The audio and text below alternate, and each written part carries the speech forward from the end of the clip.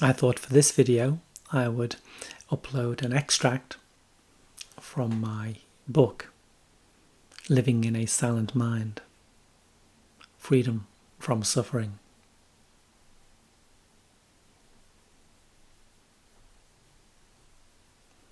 This Song of Truth. These meditations are a stream of consciousness. The words are important, but the essence of the song lies beneath. I will offer the words, shared symbols with which to communicate an understanding. However, a message that touches the soul connects beyond the intellect. This song of truth lies within you. What is known is but a fraction of the mystery constantly unfolding before us. Knowledge and understanding have their place. The towering intellects of modern and ancient times are rightfully revered for consistently bringing order out of chaos. However, the mystery of our moment-by-moment lived reality is not knowable in the same way. The unlimited potential of that mystery is realized through a silent mind. This truth cannot be known. We may know water as H2O, but that tells us nothing of its wetness, nor can knowledge of its molecular properties describe the feeling of being quenched by drinking it. We experience the blueness of the sky without needing to know the colour's wavelength, or how it's registered by the retina and signalled to the brain. There is knowing and there is experiencing. Life is a balance between the two. This balance is built into our biology. The brain is divided between knowing, left brain analytical thinking tied to linear time, and experiencing, right brain present moment awareness free from past and future. These meditations are not about understanding and gaining knowledge. They are about entering the beginner's mind and opening us up to creativity, insight, and growth. This is about experiencing drinking the water. Understanding its composition has beneficial applications, but adds nothing to that experience. These meditations are about freedom. Freedom from negative thoughts and emotions. Freedom from labels, judgments and conditioned thinking. Freedom from narrow and rigid perspectives. Freedom from anxiety, fear, anger, sadness, guilt and regret. Virtually all our suffering is psychological in nature. Such psychological pain leads to negative behaviours, low mood and often depression. Life doesn't have to be like this.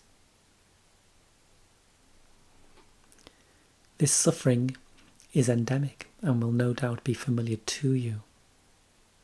You may be less familiar with the idea of freeing yourself from it. Perhaps you've never considered the possibility that there's a choice in the matter. Choosing to live in a silent mind will uncover the clarity and peace of mind that transcends suffering. Physical pain. Freedom from physical pain, such as toothache, comes from painkillers or dentistry, not from philosophical or spiritual practice. That said, even regarding physical pain, we can lessen the psychological suffering that so often accompanies and compounds the distress. Suffering can be subtle, as in the discomfort felt when under pressure to impress or fulfill another's expectations, or feeling judged by others or judging yourself. It's more palpable when desperately wanting things to be different, whether that's a relationship, a financial situation, a career setting, or indeed anything you are unhappy, anxious, or frustrated with. Life doesn't have to be like this. Running in parallel to the desire for things to be different is the suffering we create without needing a proximate external stimulus. Lying in bed, for instance, unable to sleep, as racing thoughts create an imaginary future of problems and catastrophes, and playing back memories of mistakes and missed opportunities. Or in the cut and thrust of daily life, being paralysed by inaction because of conflicting and confusing thoughts. Thoughts that aren't a true reflection of what's actually happening. Life doesn't have to be like this. All this suffering has one thing in common: our thinking, thoughts about what's happening, what could happen, what has happened, or what should happen. Thinking is the cause of our suffering and therefore the potential solution. We have the capacity to step back from thoughts. Freedom from suffering comes from letting go of your attachment to thoughts by realizing you are not what you think. You are not what you think can be interpreted in two ways. The first is that you're not your thoughts. So literally, your thoughts are not you. The second is questioning, in the broader sense, the idea you have of yourself, your self-image. I'm using the phrases in both senses. Your self-image, your name, your age, your profession, your relationship to others, your personality, your likes and dislikes, your beliefs, your accumulated knowledge. Strip these away and what is left is a silent mind. Living in a silent mind, you don't lose your self-image, it just becomes less important, secondary to your actual lived reality. The more you live in a silent mind, the more natural it feels and the simpler life becomes.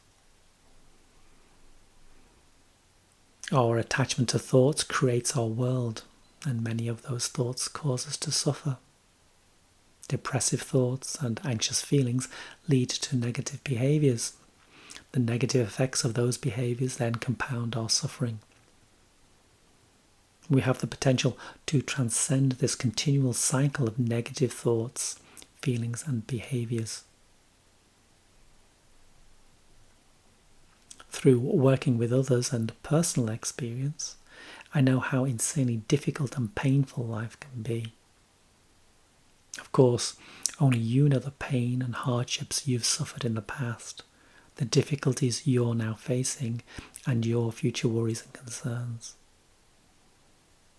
Suffering seems to be stitched into the very fabric of life.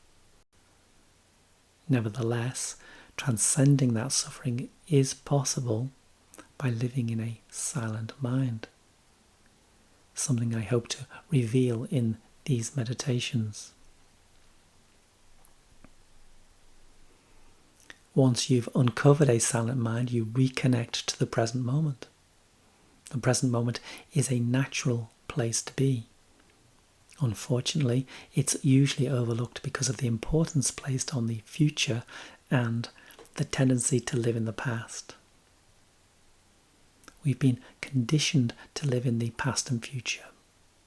It's where we focus all our attention and energies, and where our thoughts naturally gravitate.